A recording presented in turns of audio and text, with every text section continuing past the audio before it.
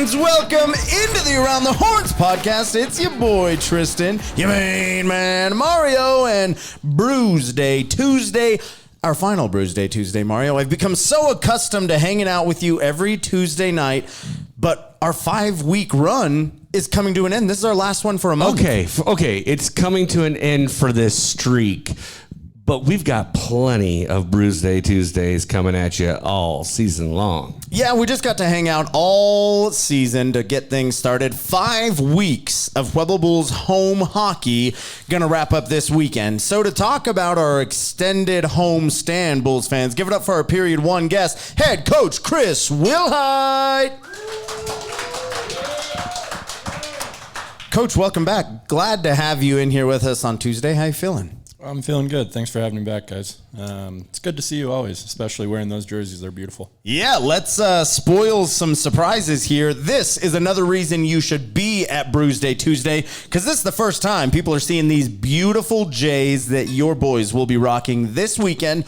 More on Bulls Stomp Out Cancer coming up a little bit later. But right now, let's talk about last weekend of hockey, Coach. You never like the outcome that comes your way. 2 difficult losses there, but kind of a wake-up call to a new franchise in the division. Grand Junction, obviously, not a team we've ever played before. Came out hot Friday night, stayed hot Saturday. What did you see on the ice that may have caught you guys off guard, or how are you feeling after two home games? Yeah, they're a good team. They've got a lot of depth. They have guys that can move the puck. With them just being really European, the style of what they play is not normally of what we see, but it's different. It's here, and we gotta be able to adapt to it. And I'll be honest. I thought it was a rough weekend. There was some goods throughout the weekend. I thought some plays were good. I thought some things that we did were fine. Overall, though. You look at the style and kind of the way we were playing.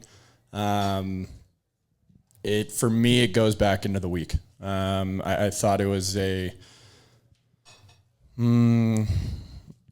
weird week within our compete level, and I thought that translated to the weekend. I just didn't like the battles that we were going into. I thought we were losing a lot of those, and just a weird weekend of hockey for our group. But on the other side, it's good to be brought back down to earth a few times throughout the year, and you always want to win, especially here at home in front of the best fans in the world. But it's good for our guys to learn. We're still early in the season, and it's good for our guys to kind of regroup and see how these teams do it. They got a taste of how hard our division is. You got to show up each and every night and be willing to do whatever it takes to play. And I think we lacked in some areas on how bad we really wanted the win and what we were willing to do to get that win. And kind of got back to it here this week. I thought practice yesterday was awesome. I thought the compete level that we came into on Monday, I thought it was really good, and it bled into today. So hopefully the week stays as what we're doing. But I thought it was a tough weekend. Now, you talked about the highs and the lows, but let's talk about those highs. I mean, if you were to call out one player over the weekend that you really thought brought it both nights, is there someone you can call out and say that we need to emulate that throughout across the board for every player? Is there someone that you would give some accolades towards? Yeah, I thought Schulte had, I think, 3 good games in a row now. You look at the losses, sometimes you overlook on some things that guys do, but Schulte is one for me that has continued to show it up.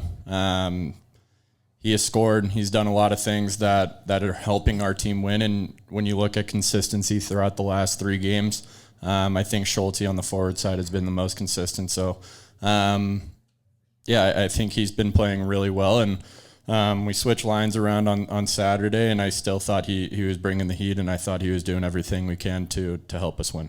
Yeah, Schulte was about 3 inches from a hat trick on Friday night. He had the 2 goals and was this close, top right shelf, just barely a good stop. You talk about great goaltending from the Riverhawks, but I also want to talk to you about the depth. We've heard so much about the depth on your guys' team this year, which I think is a great strength when you're playing your brand of hockey, which is smacking them in the face for 4 lines in a row. To me this weekend, just a little bit, that depth almost felt like a detriment where you've got 4 lines of guys that truly feel like they can change the game like this. And Mario and I felt felt like it may have been every guy looking for that 4-point goal where you want to have the flashy play, the momentum changer, and the smack you in your face when you're down a little bit. Do you feel like your style of play changes at all with the depth, with as many playmakers as you've got this year?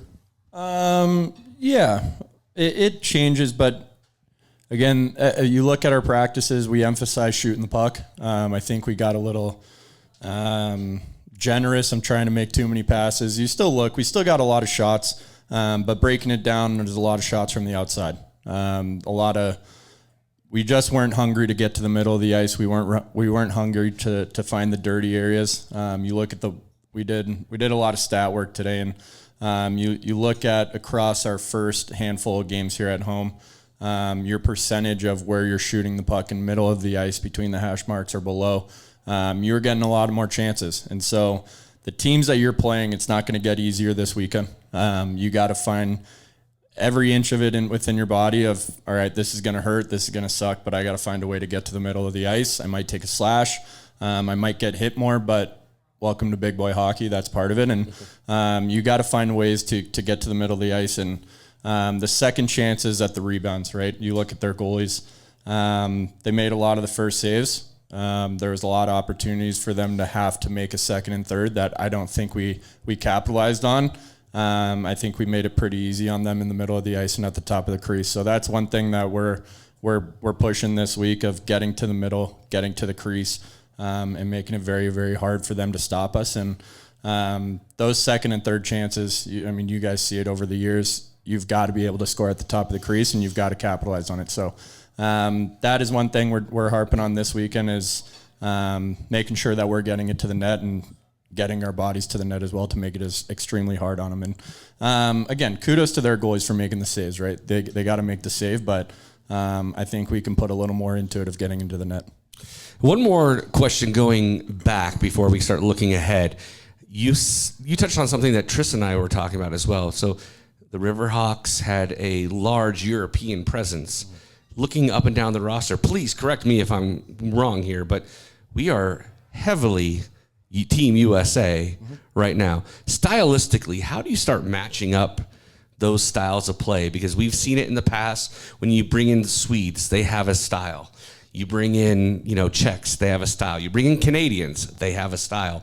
What is it from a matchup standpoint you guys are looking towards to be able to match and exceed what the other team's makeup has? Yeah.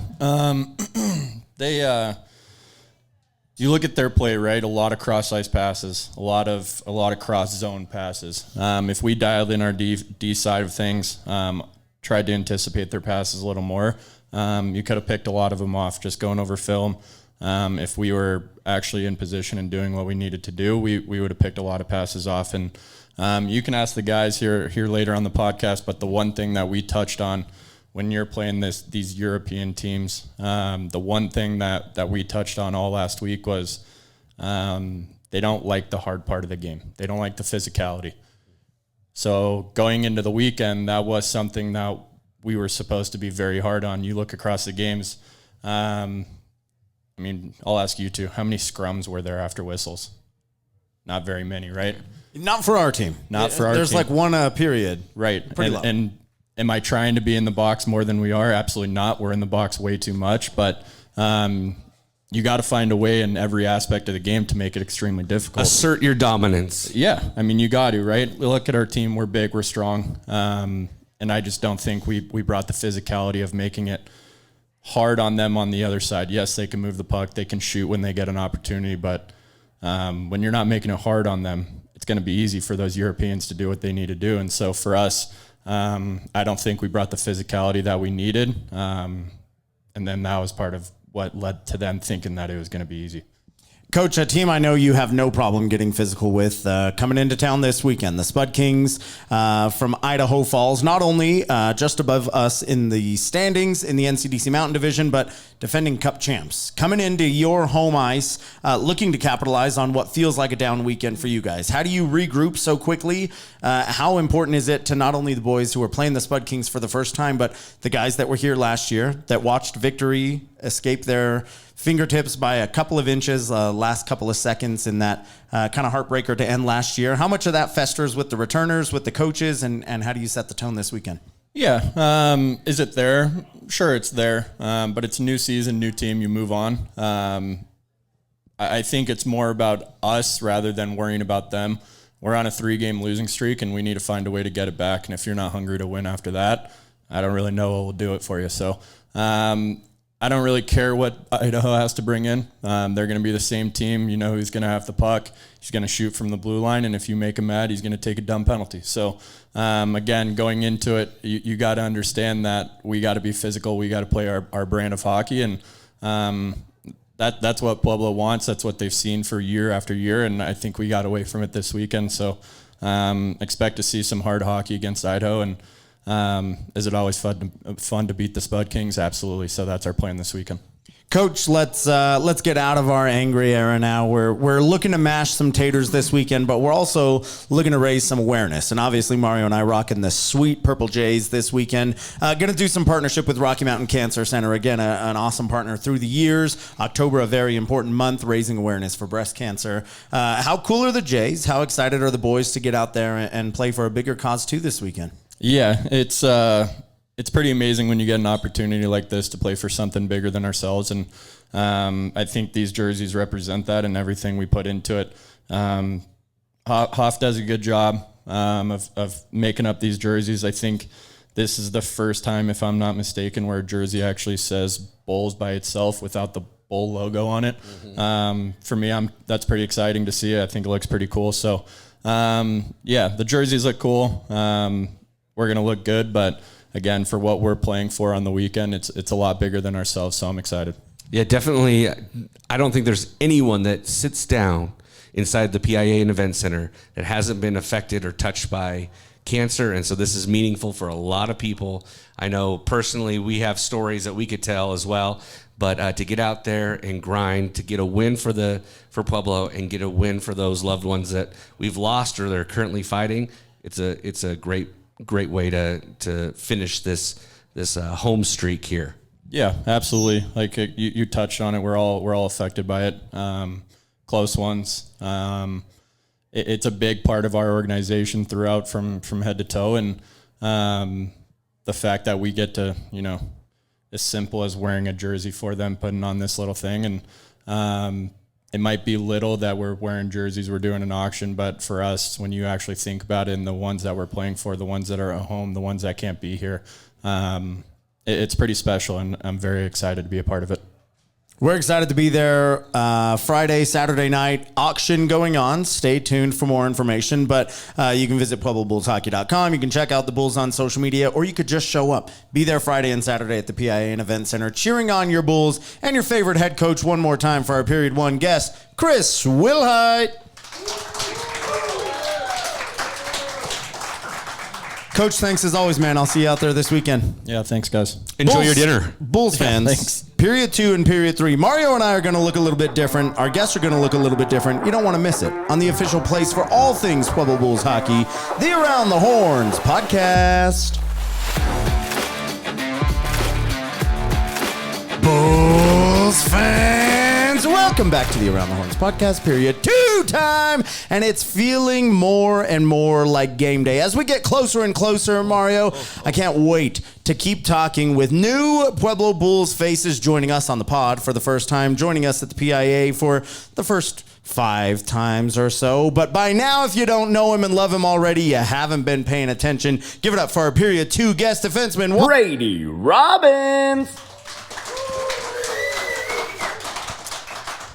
Robbie, how are you, man? Welcome to the pod. Doing good. Thank you for having me. Yeah, we're pumped to have you on and really excited to talk to you. This early rush of home games, Mario and I have gotten to see every second of every game. And it's been a pleasure to watch some of the new faces come in and do what they do best. And some not too pleasurable.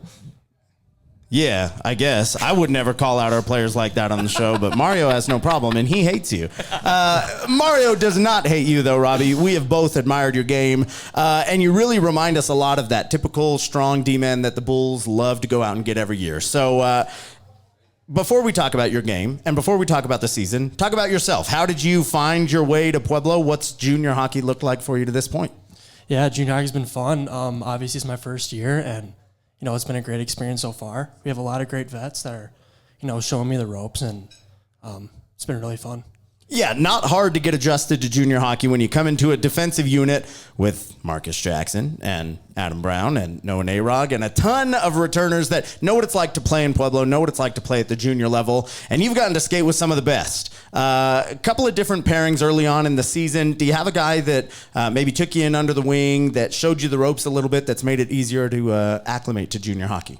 Say MJ for sure. He's just always been there, has my back, gives me advice, and I think he's a guy that I can really look up to.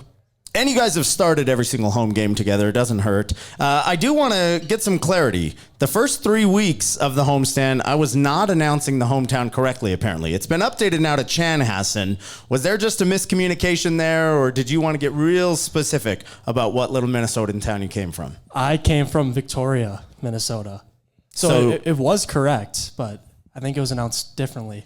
Okay, it was someone messing with you right now, or with you, or that's with what you. I'm Ron Burgundy. I will read what is on the script in front of me. If you said you were from Shittsville, Minnesota, I would have read it. But I just read Chanhassen, so it's Victoria. It is Victoria, yes. All right, so talk about... I blame Hoff. Yeah, let's blame it on Hoffer. Let's talk about that. Obviously, a ton of Minnesota guys. Camp out there in the off season that you got to get in and know some of the guys. How many of the guys have you played with previously, and what's that Minnesota connection like in the locker room this year? I haven't played with anyone on the team yet coming in during a season. I have skated with them before in some weekend tournaments, but it's been a whole new group to me. So is there some built-up rivalry yet? Were there guys that you wish you could have played, or their school may have had your school's number? Is it all fresh? Water under the bridge now? I'd say it's water under the bridge, but it would have been nice to play Jagger Woods' team, because I feel like, they were a good team, but it would have been fun to play them. And so the Minnesota connection obviously has run through so many players. We know the high school tourney is huge. But coming from the state of hockey into Pueblo, Colorado, what was the surprise with the fan engagement and everything that Pueblo Bulls hockey kind of embodies in comparison from coming from Minnesota? Were you surprised? Were you shocked? Were you like, this is how it's supposed to be? You don't have that experience of playing for other junior hockey teams, because when people do, they come and say, we have no fans. No one shows up. No one's there for us. But it's a little different in Pueblo. What's that been like for you? I think it's a lot different. I think it's awesome. It's great. The fans are way more, I'd say, hype and engaged, and it's way more exciting to play in front of this crowd than it has any crowd I played in front of. So it's really fun. So when you got here, what was it that surprised you the most? What was the one thing you did not expect from junior hockey to happen when you got here to Pueblo? I would say probably there's a lot of things, but I'd say probably the team. The team is so close. It's just kind of a brotherhood that I wasn't expecting, and I think it's great. Yeah, we hear a lot about the closeness on this year's team, but we also can admire some of the variety that you all bring. And Coach was just talking about it as well. Everyone brings a different aspect to the game this year. We kind of touched on it earlier. You're a true D-man. You got a lot of guys that'll skate the puck in past you. You probably watch MJ skate past you 70% of your shifts on the ice with him because he thinks he's the point guard out there. And then you got Schulte playing back on the blue line with you. But he's okay, fills in pretty well. But you hold it down on the blue line, and you're quick in transition. You play side to side really well. How do you feel like your strengths kind of complement that top line of wingers when you're out there skating with them? How do you feel like your game complements MJ's? I think it complements it really well because I can kind of just be kind of like a safety valve in times where I'm just very smart and simple. I'll move the puck. I'll be there. If I'll just be there for them if plays don't go their way, and I think I can give the puck to them and they can go score goals. And your head coach has got to love that because we know his affinity for D-men being one himself, right? So being that tried and true blue liner, I think sometimes, I think it's kind of cool to watch the offensive-minded D-man go forward. But when you stay at home and you make sure everything's safe and it stays in the zone, That's got to serve you well. That's why you're starting a lot as well, I would say, huh? Oh, yeah, of course, yeah. I mean, that's just my game. Yeah. And your goalies love you, I'm sure. We haven't talked to them yet and asked about you by name, but I'm sure they'd give you their kudos. I also want to ask just a broad generalization. This is the first time we've spent a lot of time talking together, and that's because you are dialed in on game day. Every time we're out on the bench, we bring the seventh man out there to watch warm-ups. Everyone will come by, throw some knucks, have a little fun. Not Wyatt Robbins. Locked in on the net. What is the pregame ritual? You are like unfazed by the screaming fans, by the people next to you taking pictures. They're squirting water at everybody except for you. Is there like a pregame routine going on there? I believe he's been calling you a snob, by the way. He's like, yeah, he's been dogging on you, dude. I think, it's fun, obviously, to engage with the fans and stuff, but I think once it's game time, it's game time. It's time to lock in and just be ready to go for what matters on the ice. So I'm going to give you the chance now. Who's the biggest goofer offer on the team? Because you're obviously the most serious. Who's the least serious? Probably say Jimmy Monks. Okay. Yeah, we've seen a thing or two from the Jimmy connection. I'd say both of them. But now let's get into the team a little bit. Obviously, you've had 6 weeks skating around with the guys. A really good defensive unit. I'm going to give you the chance. We talked about the aggression, the physicality that this defensive unit brings. Who's the strongest arm defender on this year's squad? Got to give it to MJ. I'd say MJ. Early on, he's taking the flag and planting it at center ice, saying, come get it if you want it. That's a pretty serious dude. Now, on the other side of that, Robbie, who's the softest D-man? Probably Longer. Evan Long. I think that's twice. He's gotten called the softest. Wow. We might have to bring Longer out here and do like a number one contender. I think he battle might royal. cry if we put him out on the pod. He'll be fine. He'll hold If his he's own. that soft. Longer, I got you. I think he can hold his own. I do want to give you the chance, though. We talked about goalies earlier, the guys that admire your play the most in front of them. Who do you know that if a guy is getting past you as the final line of defense, who's the most solid behind you between the net? I think all of our goalies are solid. I mean, I trust all of them, and I think all of them do their job very well. And I think any one of them behind me, I'd be happy. Future politician. Yeah, that's a really doggone good answer. I don't know who you're living with, what media company you're paying to advertise your words or scripting here, but talking points on point, Robbie. I got to give you credit. Final question here before we let you get out of here. You obviously are acclimating to junior hockey. You've got a lot of hockey in front of you, but this weekend specifically, you've got the Spud Kings from Idaho Falls coming in. This is a team that in the Mountain Division has really kind of dominated the last couple of years. We talked about it with Coach just a couple minutes ago. They won the Cup last year. They did exactly what every other team in the NCDC wants to do, and now they're coming onto your home ice this weekend. How do you prepare for that, and what are you looking forward to this weekend? I think we just got to be dialed in at practice this week, battle well, and be ready to go and prepared for who's coming in this weekend. And I know that a lot of the returning players this year probably have some bad blood with them, and we're going to be ready to go and hopefully sweep them this weekend. Well, and with the Spud Kings, when you talk about bad blood, it's just spoiled ketchup. Yeah. Yeah, just ask Adam Brown about spoiled ketchup and his feelings about the Spud Kings. I'm sure you'll get the same answer. Robbie, you got some pumped up fans here on a Tuesday night ready to cheer you on this weekend. What do you have to say to the Bulls faithful getting ready for another exciting weekend of hockey? Thank you, and bring the energy. Bring the energy. You heard him. Give it up for our Period 2 guest, Wyatt Robbins. Best of luck to you, Robbie. We'll see you out there this weekend. Thank you. Bulls fans, Period 3 coming up with a familiar face and, dare I say, money-worthy face. You don't want to miss it on the official place for all things Pueblo Bulls hockey, the Around the Horns podcast. Bulls fans, welcome back to the Around the Horns podcast, Period 3 time. And Bulls fans, I pride myself on being a professional, obviously very pro in my pink, blue, and green shirt tonight, but I erred in Period 2, and I need to apologize to one of my newest, favoritist Bulls, but also for not calling me out on my I even said that I said his hometown wrong, and then I announced his name wrong 4 times in a row. And Mario, you should do better and call me out, but Brady, love you, kid. Sorry for calling you a random name for 4 I don't want times to get yelled at on live TV, dude. I've never had a problem yelling at you. I know, exactly. That's Another why I guy kept my mouth shut. that has no problem yelling at us, joining us in Period 3, Bulls fans. You know him and love him. Give it up, G-Money. How's it going? They were waiting for a little bit more, G. Sorry. Now they know. Now they know you're back. How you feeling? It's great to have you back on the pod. It feels good. Yeah, I'm just glad to be back with you guys, talk about the game and stuff. So. Well, I got to tell you, since Tristan's on his apology tour right now, I also have an apology because I did make fun of you earlier in the season. Oh. Because of your clavicle issue. Oh, okay. I said your fighting style was like this. So I apologize. Might be, yeah, I don't know. But you're back 100%. We're glad for it. Feels good, yeah. Throw us in the doghouse, G. Let's get into it. Obviously, very excited to have you back on the squad this year. Feels good to be skating around with a brand new team.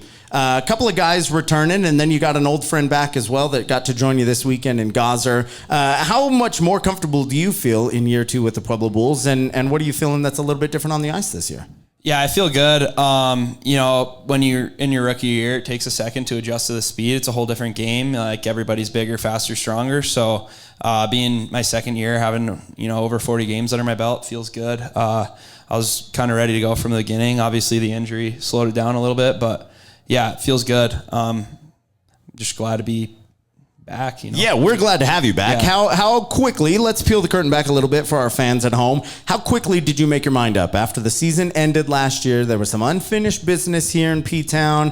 What went through your mind? How quickly did you decide you wanted to be back in Pueblo? Yeah, it honestly didn't take me long. The big thing was, obviously, wanted to win a championship last year, and I think we were that one game 5 away. I think if we took that one, I thought we were going to run away with it and win the whole thing. So it was big for me. I just want to go somewhere where I think I could win it all, and I think that's here. I want to win a championship for Pueblo, and yeah, that was the goal for me. And let's talk about that familiarity. What is absolutely the same that's locked in for you from last season to this season? And on the flip side, what is it that makes this year's squad so much different for you? The locked in part, obviously, I think we just have good leadership, good group of returners, showing the new guys around. Obviously, it's different with a lot of young guys and stuff, but I think that's just more the same. The different part is I feel like these young guys, it took me definitely 10, 12 games to get into it, but we got guys that guys like Schultz over there and stuff that are. They're ready to go. They were ready from day one, and so I think that's a good part. Doesn't even feel like they're rookies really at this point. So I think that's a good thing this year. That's different. And coming back with the number of returners that we've had that you played with previously, who on the team, who of the returners has shown the most growth that you were like, whoa, they're ready to go this season? Yeah, honestly, I think. Coming back this year, Adam Brown's looked really good. Last year, obviously, he didn't get, we had Nikita and Trevor Stewart, so he didn't get the power play time, the offensive zone minutes, but I think he's kind of grown into that role this year, and he's done a really good job at it so far. So I think he's done really good. Obviously, on the offensive side, he's always been a pretty good defensive guy, but yeah. And you've gotten a chance to skate with a couple of different guys this year, but early on, lines were pretty consistent. And obviously, you were missing a little bit of time early, and now that you came in, Coach talked about it in period 1. A couple of different looks this weekend also. Have you found a guy that you feel most comfortable with early on in the season, or a guy that complements your game the best? Yeah, I like playing with Ben Taylor. I think it stems back to, just growing up around him. He was always a year older, but I played with him in his second year, 18's my first year in AAA, and just going back to those days, I feel like we play pretty well together. I mean, obviously he's a great player, so everybody would want to play with him. That doesn't hurt when he's a stud. Exactly. It's easy to play with a guy like that, so it's a pretty easy answer for sure. And then Tristan asked earlier about coming back and making that decision. At any point, did you think, maybe I'm going to go somewhere else? Maybe I'm going to try something else? Do those things creep in your mind? We've never really talked to people about after the season, what opportunities out there? Do you look at those things, or is your heart set like this is really the place to be? I mean, there's always the thought, there's all these different places and stuff, but big thing with my family and my mom told me, the grass isn't always greener. Like, you got it pretty good here. obviously great fans. The Billet families are awesome. You know what you're going to get, and you want to win a championship. So, obviously there's a little stuff that creeped in my head, but really didn't take me long, honestly. Like I didn't read much into it, and I wanted to come here. I want to be a Bull, so. Did you do same billets as last year or new ones? I ended up with a new billet family this year. They're out in West. They're actually Henry Vest billets last year. They're great. So, yeah. So you're kind of seeing it all. Now, from the fan perspective, you know how crazy our fans get. Is there any time that it's almost too crazy for the guys? Do you think it ever negatively affects some of the young guys when they actually get to see the crowd go crazy for them? I'm always curious about this because I hear people all the time say like, whoa, I wasn't expecting that. Is it a shift in your mindset when you get out there? Definitely. I guess I can't speak for these young guys this year, but for me, for sure, last year, like you're obviously nervous going into games. You're a little shaky, grip the stick a little tighter, but yeah. So, it definitely changes the mentality, but it also makes you want to go out there and make something happen. So. Now, obviously, we get to talk to you like a vet, G, but it was not long ago you were up here, knees trembling, scared as hell. First thing for everything. And then pretty quickly you become a trusted guy in the locker room, someone that people look up to, and you have kind of a different role in the locker room and with the guys. So how do you feel like you've matured, and what are you kind of most proud of? I know that's not a question that gets asked often, but like you grew up a lot in a year, and now how do you feel like you've grown as a person and as a player in your second year? Yeah, obviously it feels good, like more comfortable here and stuff like that. I thought I came in and just tried to be a good guy to everybody on the team, just try to make friends with kids, like obviously I had guys do that for me, Brody Clark, Jimmy Zeisel, so I kind of just want to be one of those guys for some of the young guys coming in because it's different, moving away from home for the first time. It's scary, obviously. You're not sleeping in your own bed. You're with a different family, so I kind of try to be like that. Just try to be a good guy to people, not make any enemies or anything like that. So. And we talked to Robbie in the last period, in period 2, and we talked about how serious and workmanlike he is when he's out there. Mm-hmm. Like when he's on the ice, he's dialed in. Yeah. You not so much. You have a little more fun. Yeah. Is that part of your style of what you're trying to do? Because I feel like you got a smile on your face. You're chirping everyone you possibly can. Yeah. And you're not chirping the other team. You're chirping the rest of us. Yeah.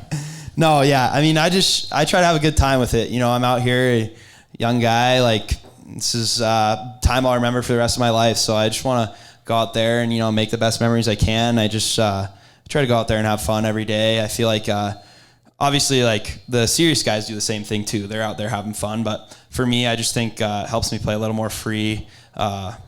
You just wear it on your sleeve a little better. I think so. Yeah. Now let's have a little bit of fun with this year's squad. If that's what we're here to do, we'll have a little bit of fun. Let's talk about some superlatives on this year's squad. A lot of offense, and obviously it's coming from all over the place this year. Who is the most offensive-minded or the most dangerous weapon on offense on this year's squad? We got a lot of weapons out there on offense, but I feel like, the tandem of Quinn Metzger and Ben Taylor, like both those guys, they're pretty offensive players, and when they're in the offensive zone, they're in there for a while. They're making plays, making things happen. So I think as the year goes on, you guys will see that too. Like they're pretty skilled. Now, softest shot. Who's tossing muffins out there? I would say Adam Brown. He's just throwing muffins in practice, not stepping into his shot. That's a big thing with me. I got to tell him every day, step in there, flex your stick. So I'd definitely give it to Adam Brown for sure. Yeah, great. Do as I say, not as I do, right? Yeah. Now, obviously, we've heard about the enforcers on the D side of things. We talked with Robbie earlier, and he said there's a tough guy and a not so tough guy on the defensive side. You got to go up against him every day in practice. Who is the toughest defenseman on this year's squad? This is an answer I haven't heard a lot, but I would say Noah Narug for sure. Like, MJ, obviously tough guy too, but Nogs, I don't want to go on a corner with him. He freaks me out for sure. He's a big guy, so. Now let's see. We don't want to hit him while he's down, but we got to give you a chance. Who are you breezing past? And if they want to throw, you'll throw with them every time. Softest D-man. Oh, softest D-man? I couldn't tell you. I think we got a pretty good core. I wouldn't give it to Evan Long. I think he's a pretty tough guy too. I think he's a good kid. Oh man, the one guy that stuck up for him. That's really The good. one. Whoever was giving the talking points out tonight, awesome job. You made two heroes on tonight's podcast. Obviously one thing that nobody can argue with is we've got the best doggone fans in junior hockey. We've been honoring the seventh man all year, and now you got a packed Brews Ale House on Tuesday night, ready to be packed this weekend because they don't get to see you for another month. For the Bulls fans out here tonight and at the PIA this weekend, what do you have to say to get them fired up before your weekend matchup? Yeah, I would just say get ready. It's going to be a different outcome than last weekend. We came into practice with a different mentality this week, and it's going to be good. We're excited, and we washed last weekend. We're ready to go. We're ready to start winning some games again. So. And this man knows a thing or two about putting his money where his mouth is. Bulls fans, give it up for our Period 3 guest, Will Nolan!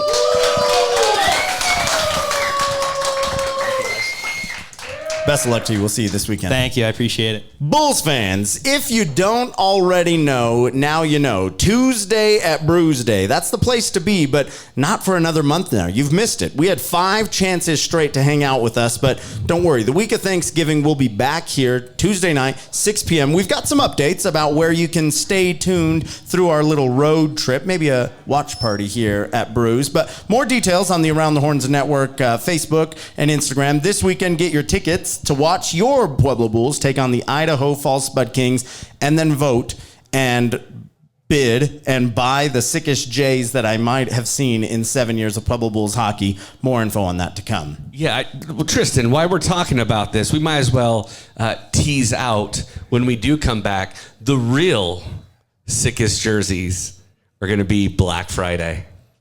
Right? Yeah, I don't want to spoil the surprise. It's come pretty on. sick. But yeah. But definitely get your Stomp Out Cancer jerseys this weekend, and then save up some money and buy another one for the holidays. yeah, Black Friday is going to be officially sponsored by the official place for all things Pueblo Bulls hockey. The Around the Horns Network.